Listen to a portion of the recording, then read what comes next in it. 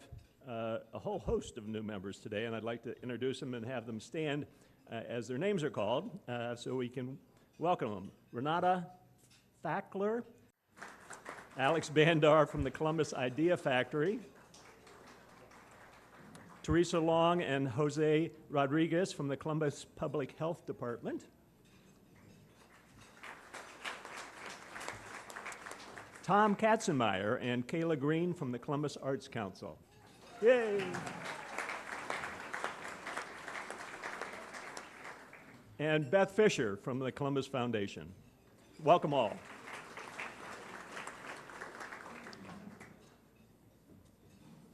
Today's Metropolitan Club Forum, Benchmarking Columbus, is sponsored by SS&G and Regionomics.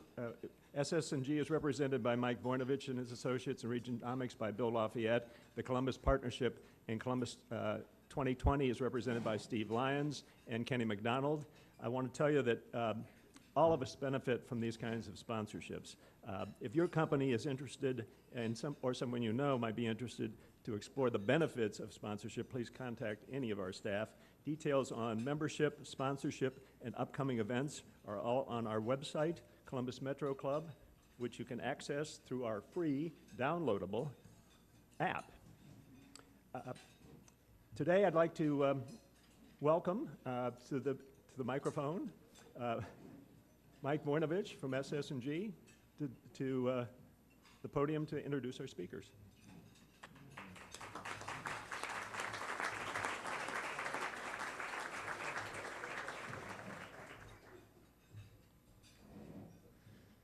Thank you, Rich. SS&G is pleased to support today's forum as well as the Columbus Metropolitan Club. I commend the Columbus Partnership and the Columbus Foundation for their continued investment in this benchmarking report.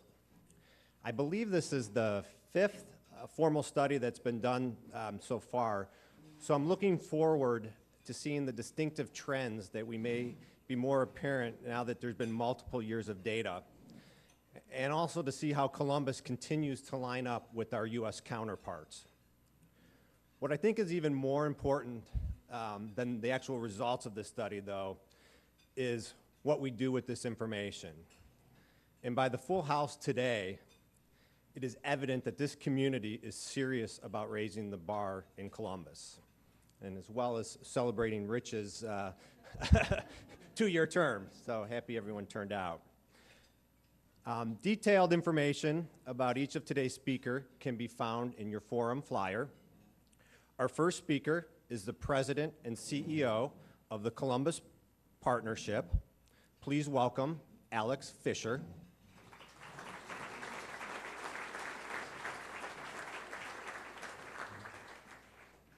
Our next speaker is the President and CEO of the Columbus Foundation. Please welcome Doug Kreidler.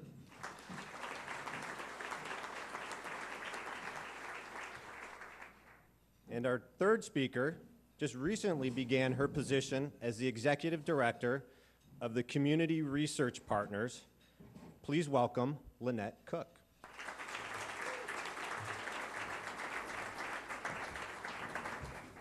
Hello. There are a lot of you out there. We're so glad to see you all. First, I want to begin by thanking the CMC. I love your mission statement. At Community Research Partners, we think that high-quality data to inform community decision-making is second only to having the conversation in the first place. So we're so glad that you invited us to be a part of this conversation. Thank you very much.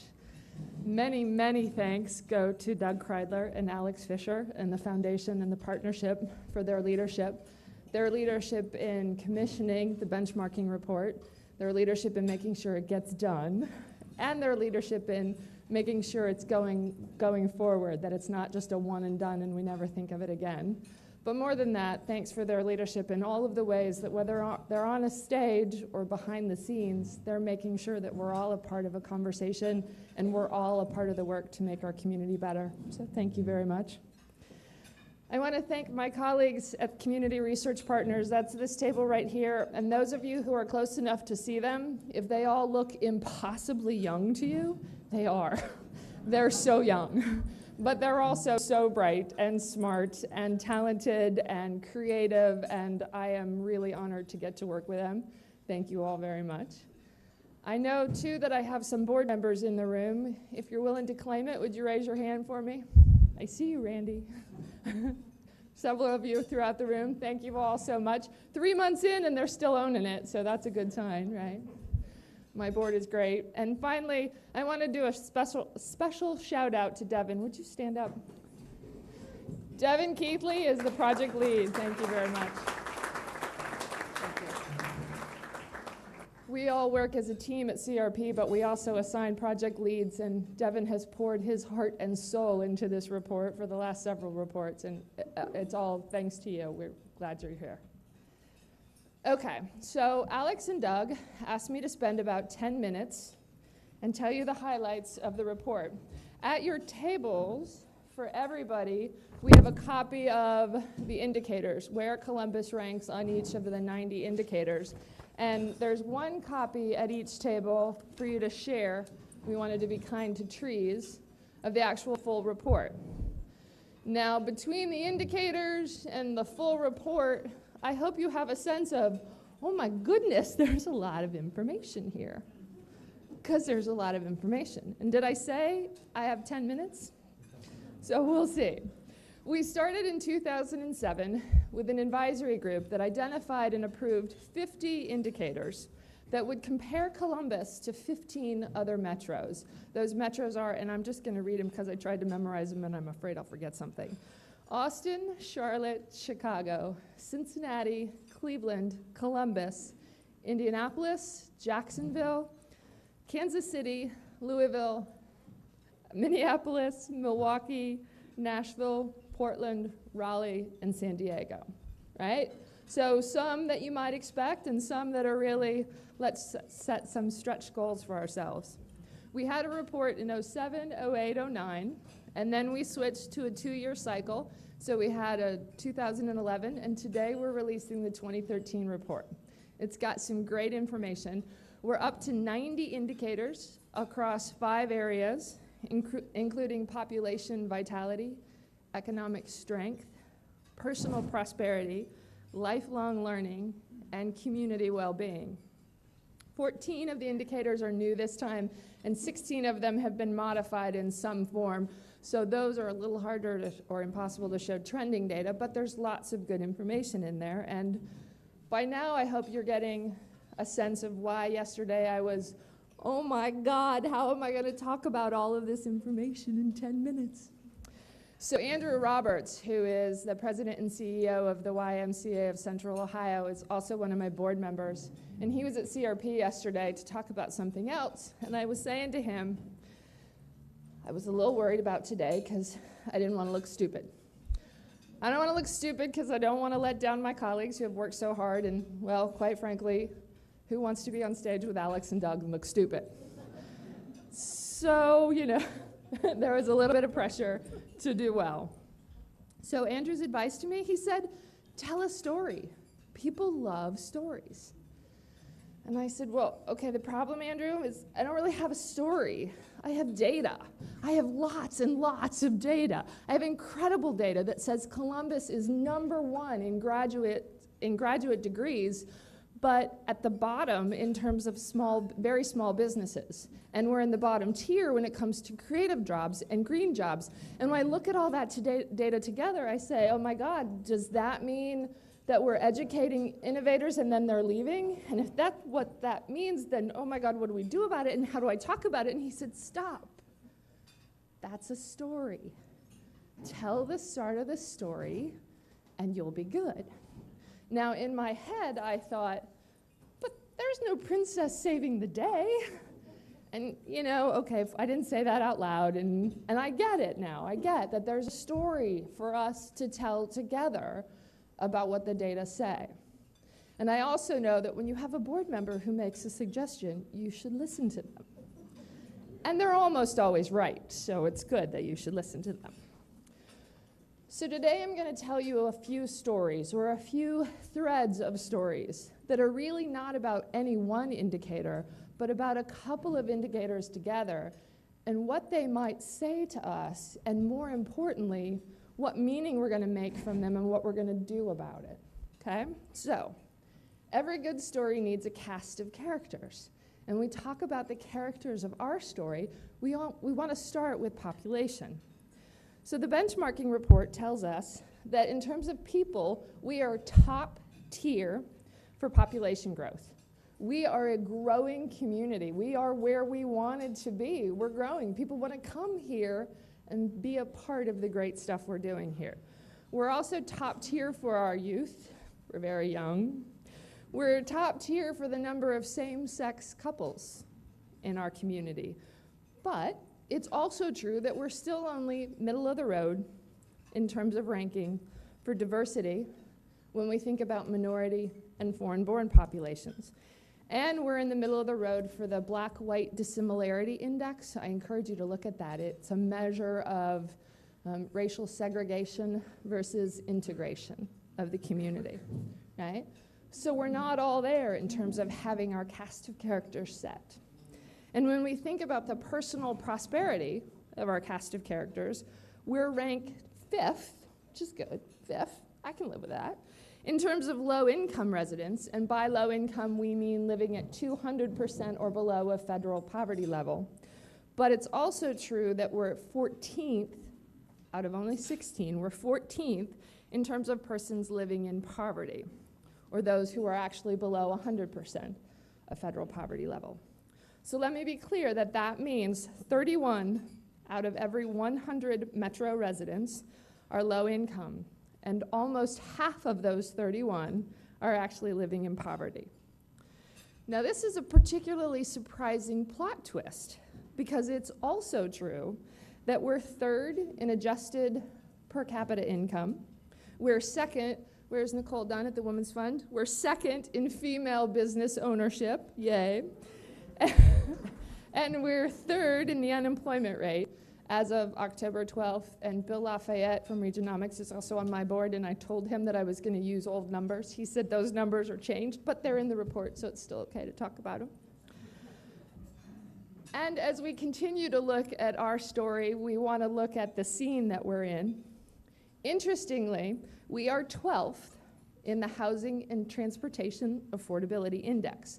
Now, this is a new indicator in this year's benchmarking report, and it adds housing and transportation costs and then looks at that as a percentage of total household income. We're 12th, Minneapolis is 1st. And what's really interesting about that is that we're both at 25% for housing, but Minneapolis is at 22% for transportation, and we're at 27%. And that difference is the difference between being 1st in affordability and being 12th. It's also true that 83% of Central Ohio workers commute by car, and they're in the car alone, but we rank best, believe it or not, those of you who were driving in on 71 this morning, it's true. We rank best in traffic delays and are among the shortest commute times of all the metros, okay? So we have some interesting choices to make as it pertains to alternate transportation. The reality is we can always choose to follow a script, or we can write our own storyline, and arguably one of the ways to have power to write your own story is to get a good education. So when we look at lifelong learning, we are 7th in terms of residents 25 or older with a graduate degree. And we're tied for 9th, so middle of the pack, for 3- and 4-year-olds who are enrolled in nursery or preschool. But we're also 2nd in annual visits to the public library, and given Columbus Metro Library, we totally understand that, right? And we're 3rd in higher education enrollment. Finally, the backdrop to any story can really take that story from okay to phenomenal. I mean, can you imagine Harry Potter without Hogwarts? Right? It's the backdrop. So I would argue that it's community well-being, particularly the health of our residents, that's part of the backdrop that informs our story. So know that we are ranked 4th for health insurance coverage, but 12th for smoking and infant mortality. We're 13th for asthma, and we're 15th for obesity. That means that 1 in 3 adults in Central Ohio is obese. We're not even talking about the overweight crowd. 1 in 3 are obese, and 1 in 10 has diabetes. Now, I should just note, I'm going off script here to say that Andrew Roberts, my board member from the Y, actually did say that the solution to that one was to build more Ys. I'd share that with you. That's just his opinion. So the point is that our economy is tied to our health and well-being in many direct and indirect ways. And we're really only in the middle of our story. So I had 10 minutes. I hope I teased you with lots of interesting data, but I don't want to drown you in more. Really what I want to do is start a conversation. There's already so much to talk about, so Alex and Doug, would you help start us off the conversation? As a funder in particular, can you talk about the report and the importance that you think it has in our community? Why you're behind this report? Sure. Well, yes, nicely done.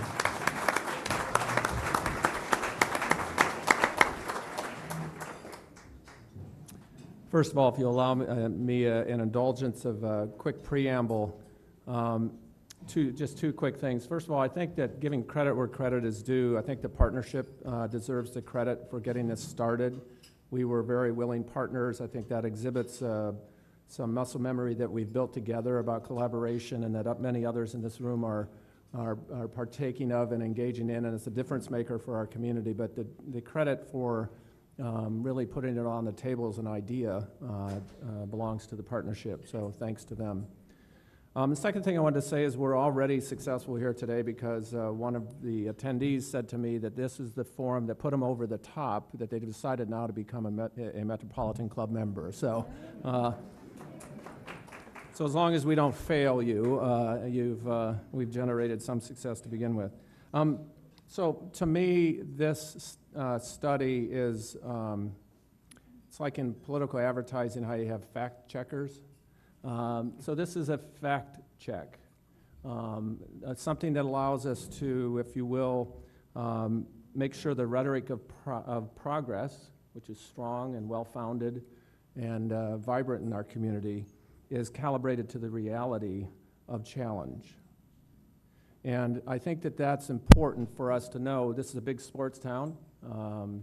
Athletes get better when they work on their weaknesses, and knowing them, keeping them in front of us, and keeping them, making them available for everybody to reflect on and see what they can bring to the equation in improving it is important. So no one likes to toot the horn of accomplishments in our community. Well, let me put it differently so it's not hierarchical. I love tooting the horn of accomplishments in this community.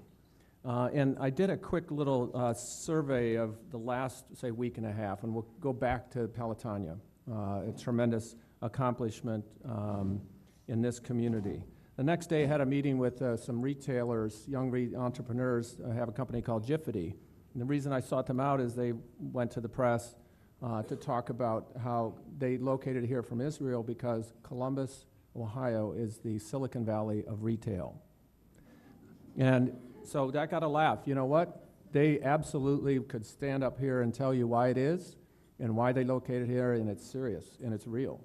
And it's in ways that maybe, certainly Alex knows in abundance, and I won't stay on the economic development stuff because he knows it far better than I, but it's amazing. The next day, the Scioto Peninsula plan, a 100-year plan, a visionary plan, an extraordinary commitment, and something that sort of got lost in the details, a $25 million philanthropic gift from the Wexners were given and announced that day.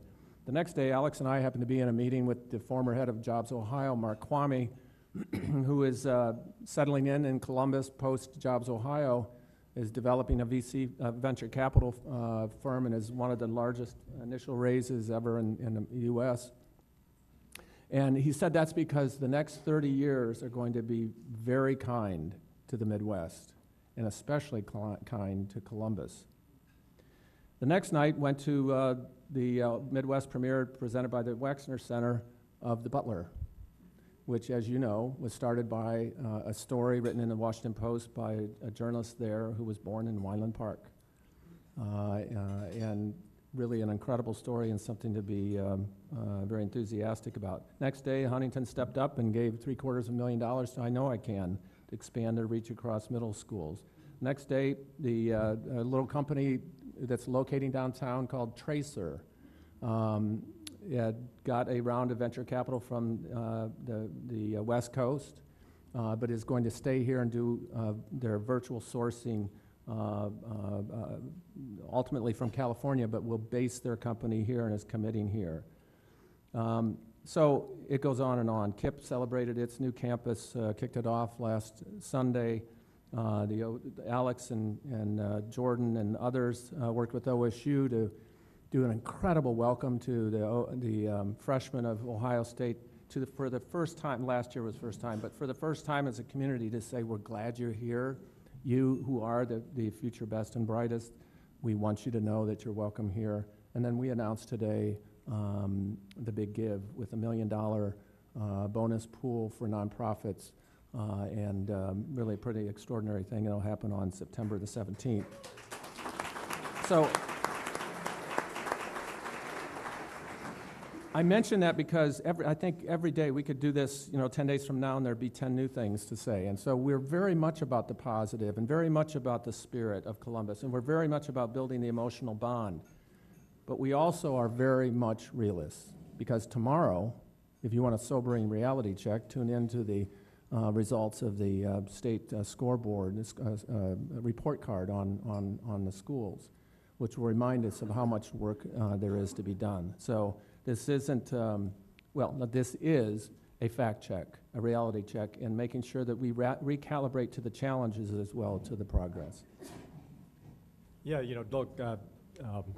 Doug does it so well, giving both ends of that spectrum, and the next 10 days will be not unlike the last 10 days, and so there is a lot to celebrate. I think we all know in this room that this community has momentum. You can sense it, you can feel it. You don't need data to tell you that. You can feel it in what I call your tummy think.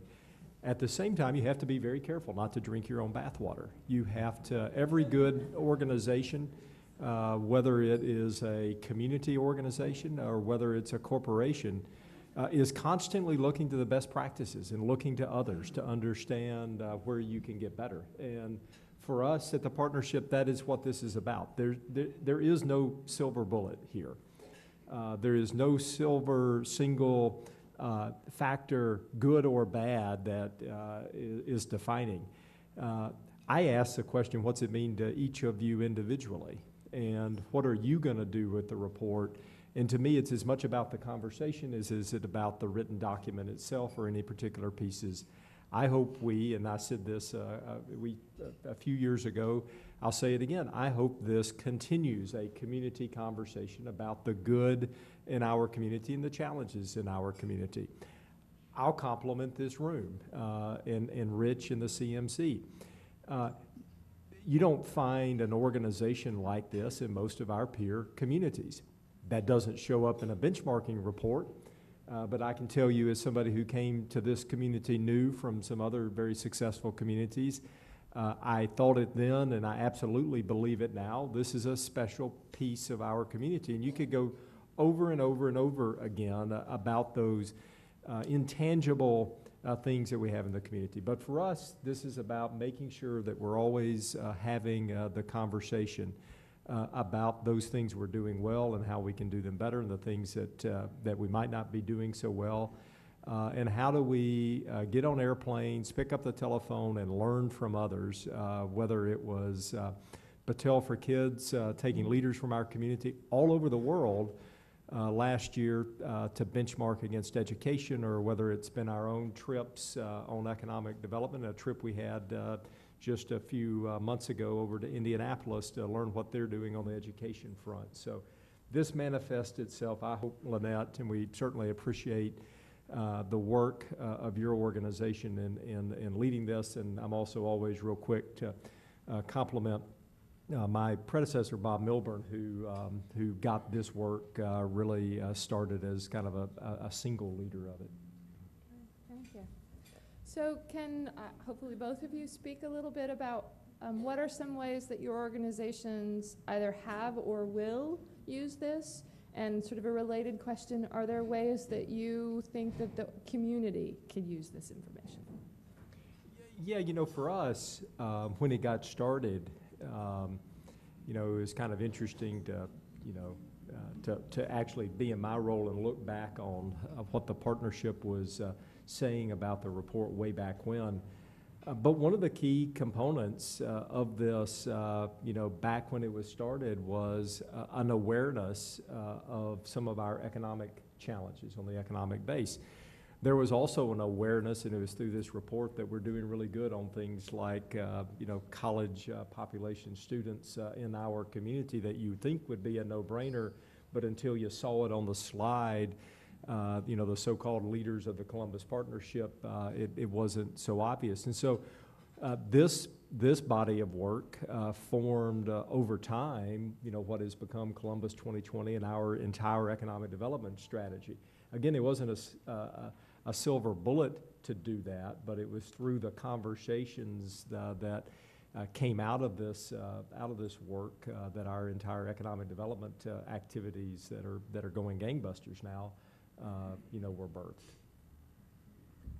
Yeah, let's be realistic. The Columbus Partnership and the Columbus Foundation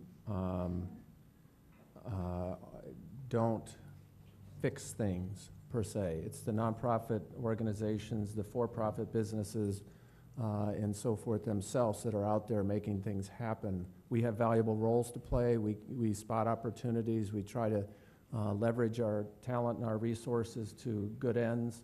But really, it's put, again, both the credit and the responsibility where it might lie the most. Fixing things requires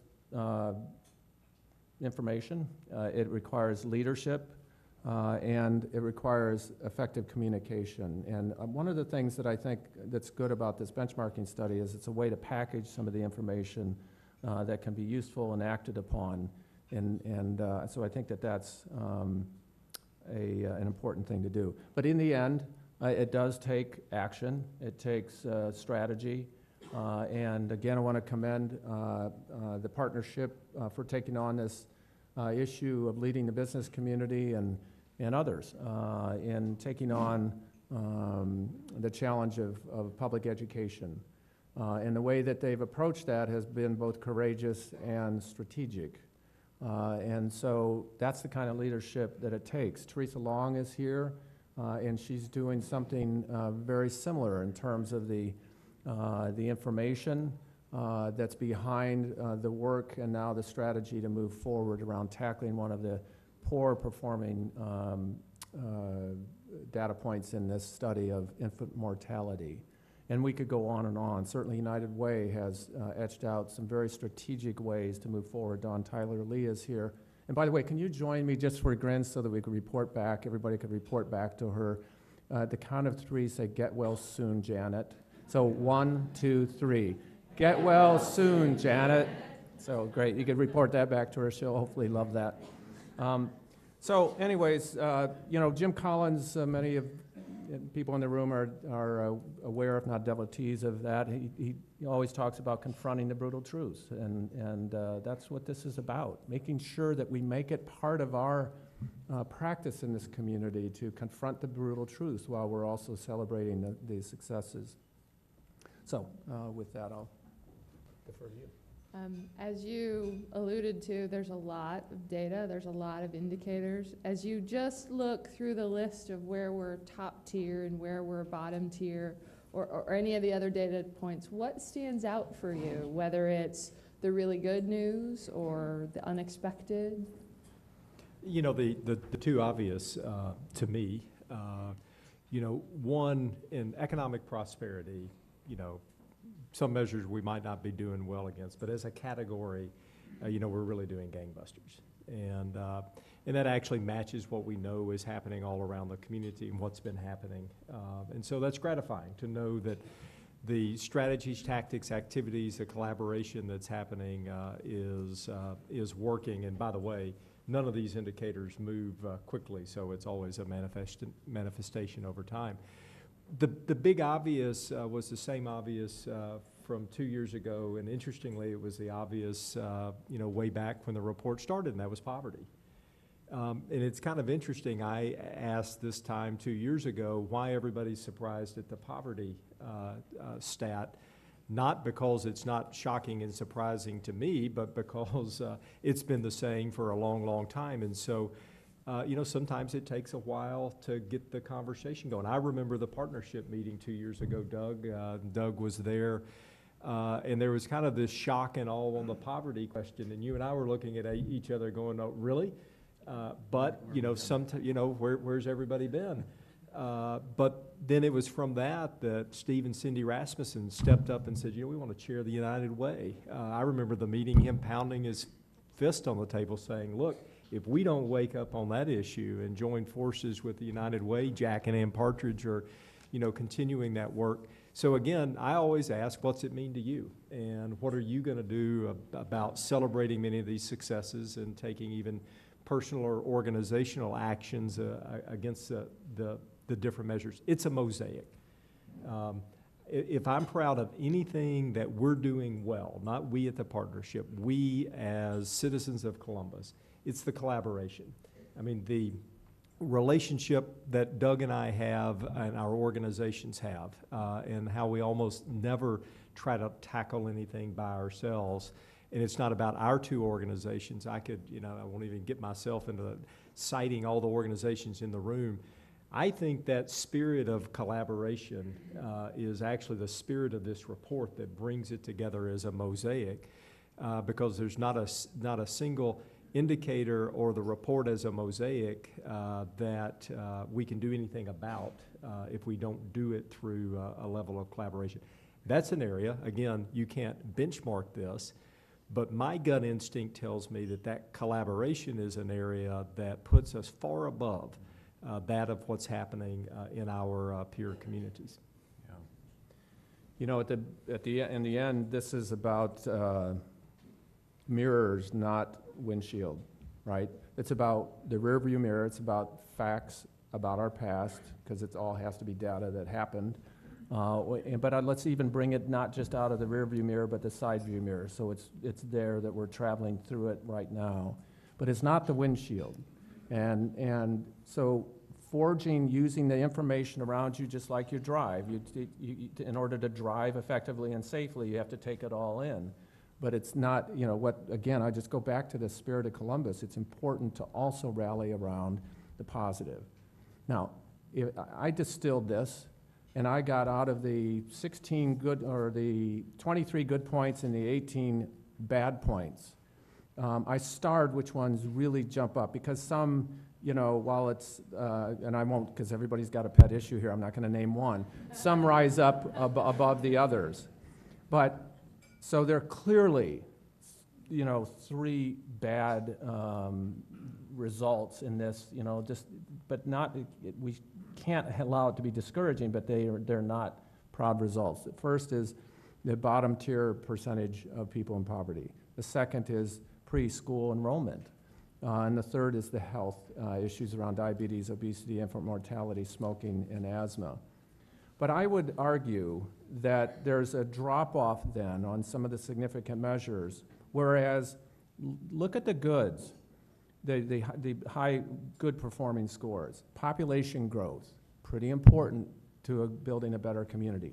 High birth rate, pretty important. Michael Wilkos would tell you that in his analysis. Immigrant population growth, very important. Lower median age in the community, helpful. Top tier for pay equity between full-time year-round female and male workers, important. Columbus has one of the smallest percentages of population living in low-income households.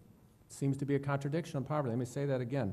Columbus has one of the smallest percentages of population living in low-income households.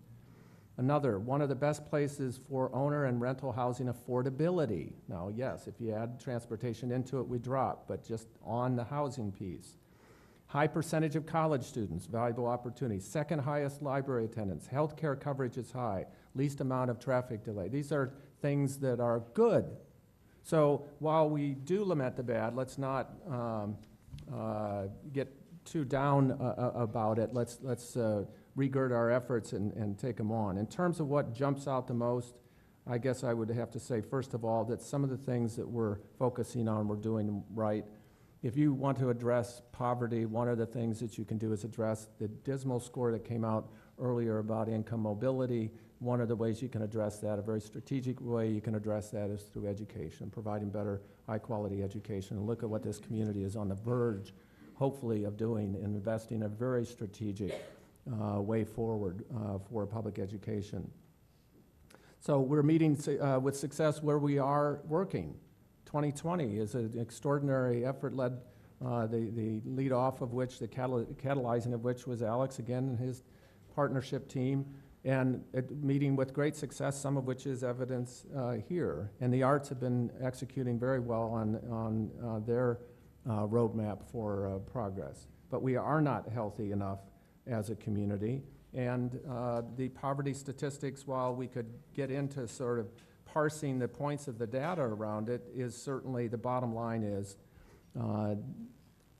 there are too many people living in poverty in our community, period.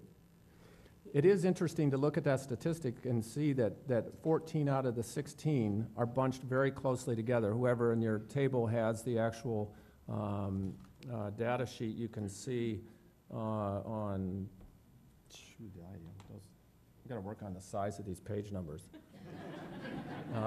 It's indicator 3.06. That 14 of the 16 cities are basically within just basically the same range, and then there are two outliers. So we need to learn from those two outliers, but we also have some dynamics like college student populations and so forth that could change ours. But I want to just tell you a quick story. To use Lynette's inspiration of telling a story. My wife is a mentor to a 13-year-old person living in Hilltop. And he and his friend they had to stop by the Kroger to get something yesterday, the one down in German Village. And she was telling me last night how they walked into the produce section of that Kroger and looked around, and their jaws just dropped open, and they walked over to where the misters were misting the cabbage. And they'd never seen anything quite like that. Now, folks in this room, can you imagine being stunned and amazed by watching water be applied to fresh vegetables in a grocery store? You take it for granted. But in our own community, to personalize this and help you understand from somebody else's eyes, you can imagine what folks just simply aren't having the opportunity to do. And the Kirwan Institute is doing some extraordinary work around opportunity neighborhoods, low opportunity neighborhoods, and high opportunity neighborhoods that again, Michael has been a big champion of, and I commend that to you. So poverty and health, to me, would both be things that jump out in the report for obvious big concern. So I think you have to look at the crosstabs. In the political speak, you vote yes or you vote no, but then you want to do the crosstabs to understand, what's behind the data. And I think on all of these, you have to do that. So one of the things Lynette said, 200%, we're doing really well of those that are over 200% of the poverty rate. So, for a moment, I know that's not middle class, but for a moment, say that we've actually got a growing middle class and upper middle class according to the data. But then we're losing ground on those that are 100% of the poverty rate. And so that means the gap is widening between the haves and the have-nots. Okay, what's the correlation to that to education? And do you not believe that the pathway out of poverty is a complicated one, but one core element is economic development in a community and job creation and prosperity. Another core element is education. And we know that as a community we're failing on education, and that are we going to do something about it? And now, it's not as if you can just stop there, though, and be done with it. I mean, my story I've actually never told to anybody other than Steve Lyons was a participating with the sheriff on a SWAT team bust. And if you've never done it, it's a pretty daggum humbling experience. And what I found myself in a situation with a fourth grader in my hands after his mother in an undercover sting operation with, basically machine guns and people in vests had been taken down and was being put into custody. And here was a young boy in our community that I can't imagine in all of my lifetime, the trauma. And, on the one hand, it was a dark side of our society, not Columbus society in general. And for me, I carry it as a reminder of, okay, what are we gonna do? How does that connect to education? How does that connect to poverty? How does that connect to economic prosperity? And so again, you've got to look at the crosstabs. You've got to look at how all these issues are integrated together. And again, I come back and say, if we're doing nothing else, and I hope we're doing a whole lot more than that, I hope we're encouraging the conversation to start and not stop. So I want to give Alex and Doug an opportunity for any closing remarks, but as you know, one of the best parts of this is time for questions. So we're almost to that time. They've asked me to share with you. It is CMC's tradition to take audience questions. CMC films all of its forums for broadcast on Columbus TV, the Ohio channel, and viewing on YouTube with a link on CMC's website. So you should know that. And if you have a question, please go to the microphone and introduce yourself. We thank you for not making long editorial comments. And as folks are gathering for questions, Doug and Alex, I would invite you to share any closing remarks that you have before you get pummeled with questions. My closing one's going to be real simple. I think we're on the poise of unprecedented growth. I think the data suggests that. But the throttling and limiting factor of that prosperity in our community is going to be this issue of poverty, and is going to be the issue of education, which I think are inextricably linked. We've got a key moment coming November 5th. I'd say vote yes. You're probably going to be the first time you've heard it. I hope you hear it a lot. Vote yes on issue 50 and 51. We have to really dig deep to think about our responsibility for investing in every kid's future, regardless of where they live, regardless of their incomes, regardless of the color of their skin, in our community, because I think that's our only hope to make sure that we actually achieve what I think we can achieve, and that is to be one of the great modern American cities in the world.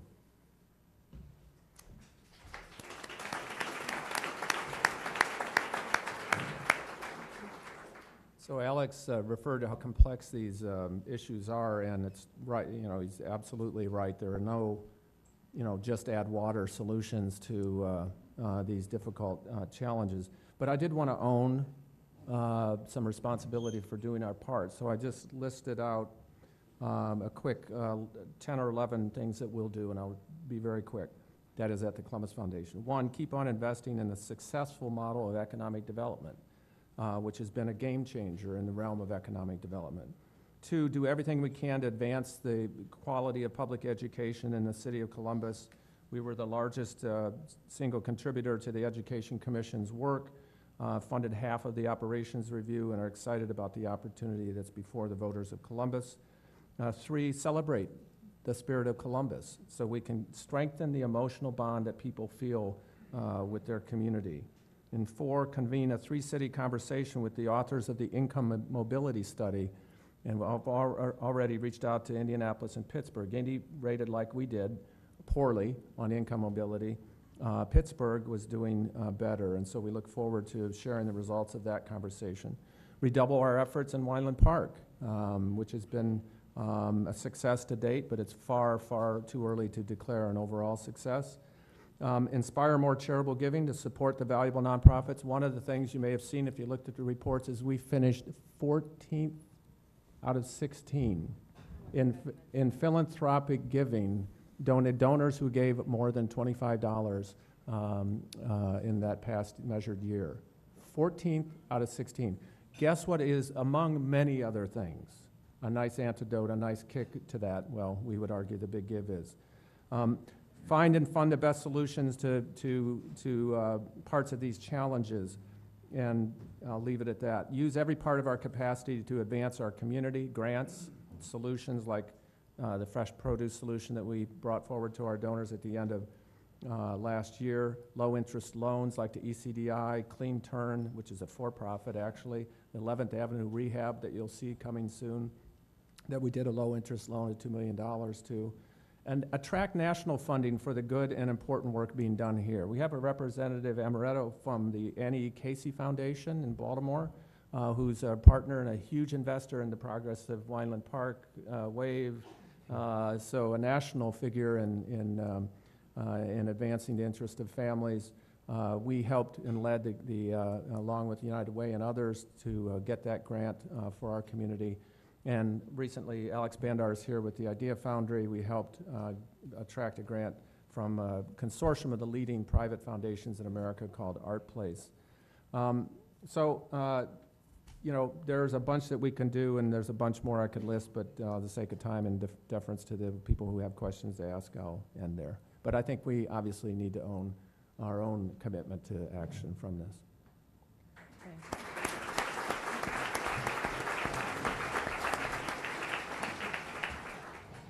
Hi, Lee Hess. Over the period of years that the study has been conducted, what have been the major changes, either good or bad, in our performance versus our benchmark cities?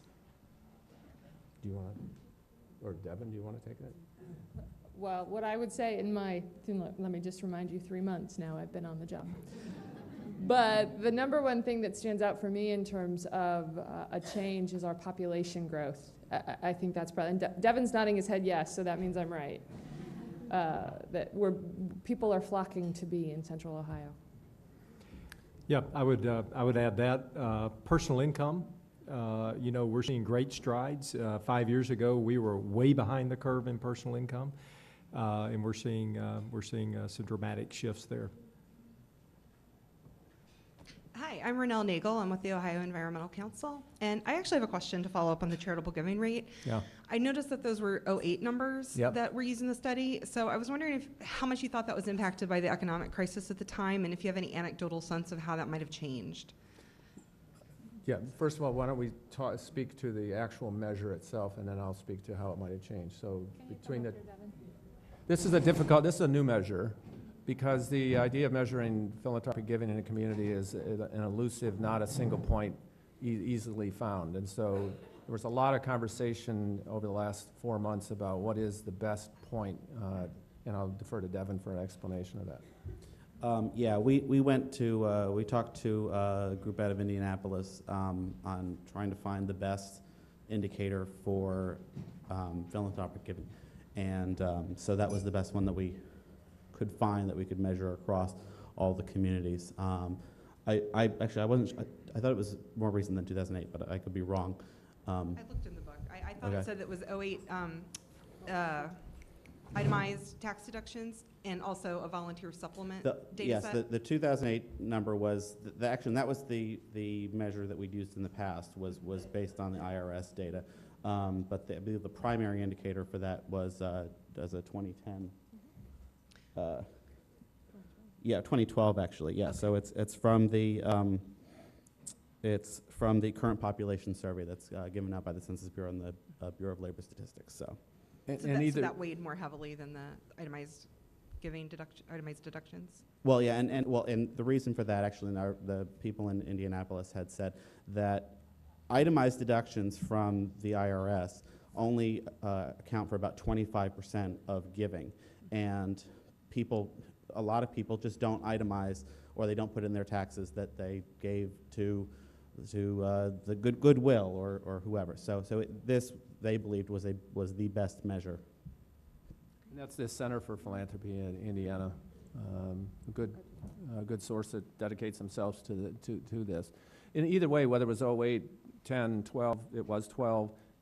It still is relative to the others who would be experiencing, you would think, the same kind of challenges. So, again, sometimes, you know, this isn't like the solution to everything and the perfect look, right? Because we can say something's 14th out of 16th, but like even when talking about poverty, you could say we're tied for 3rd in poverty.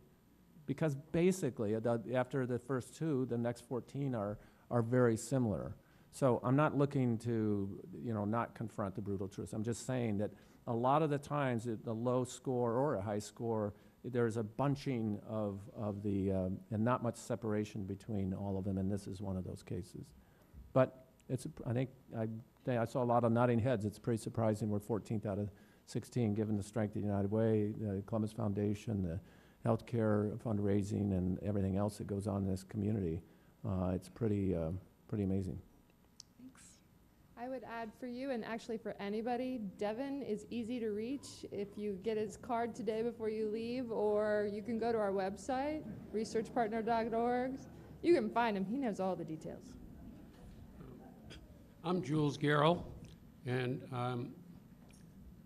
the data that was presented today is interesting. However, there appears to be a glaring error in the data that has been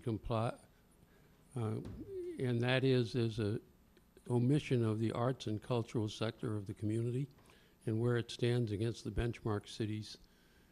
There were several studies done many years ago. Doug's very much aware of them, I'm sure Alex is too. Particularly the AMS study that indicated that Columbus lags shamefully behind many of the benchmark cities that you referred to earlier. There's a perception in Columbus that if the partnership's in favor of something, it gets done, and if the partnership is opposed to something, it doesn't get done.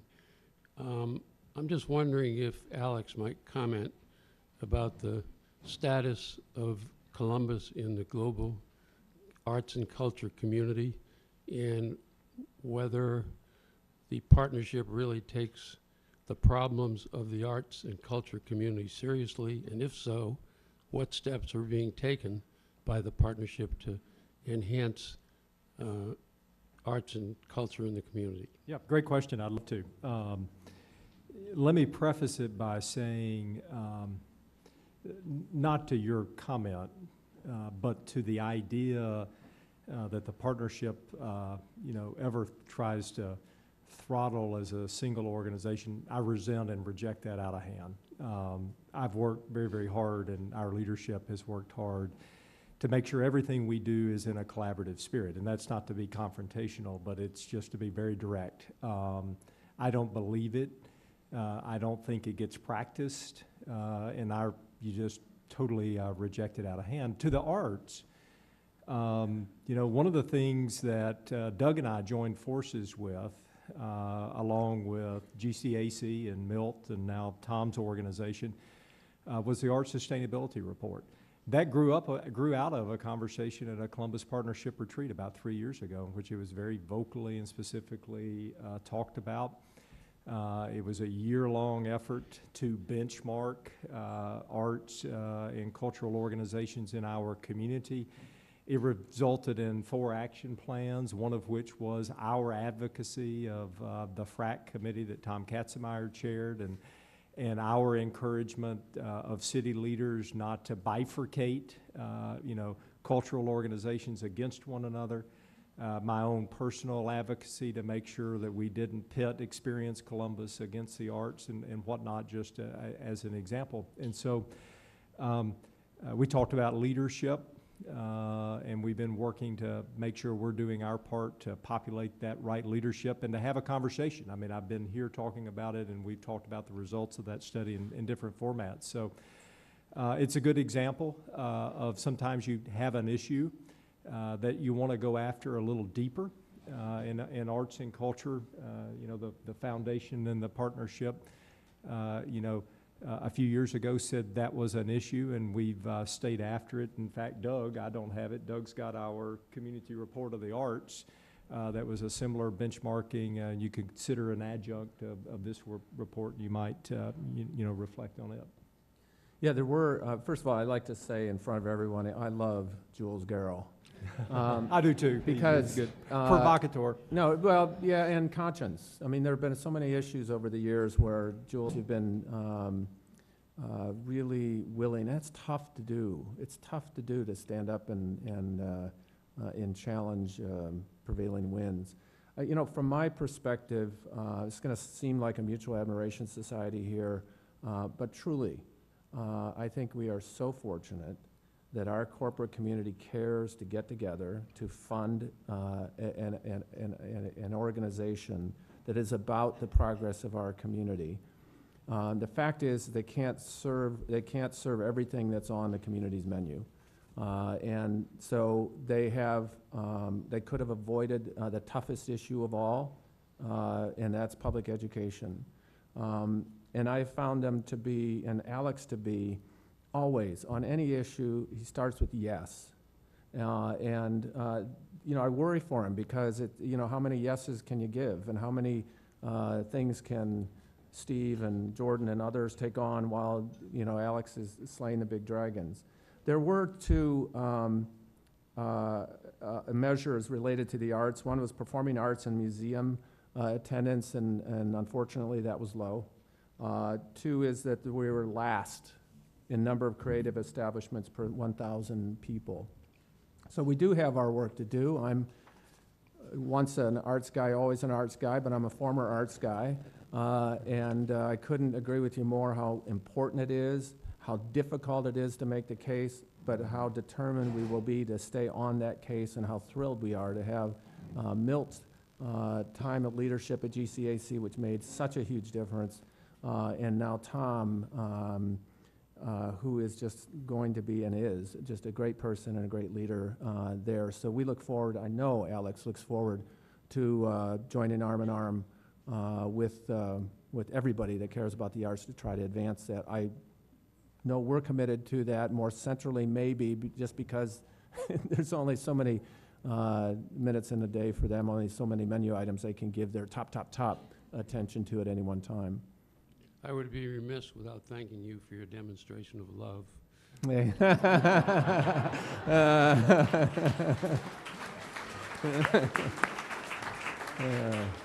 An arts guy can probably correct me, but I think it was Bonnie Raitt who had a song, Let's Give Them Something to Talk About. Yeah, Bonnie Raitt, that was the first concert I ever promoted, Bonnie Raitt. Yeah. Yeah. And I think you did. Yeah. And I think we could keep talking for a very long time. It's all very good stuff for a group, an organization that prides itself in community conversation. Thank you, Alex, for those comments earlier.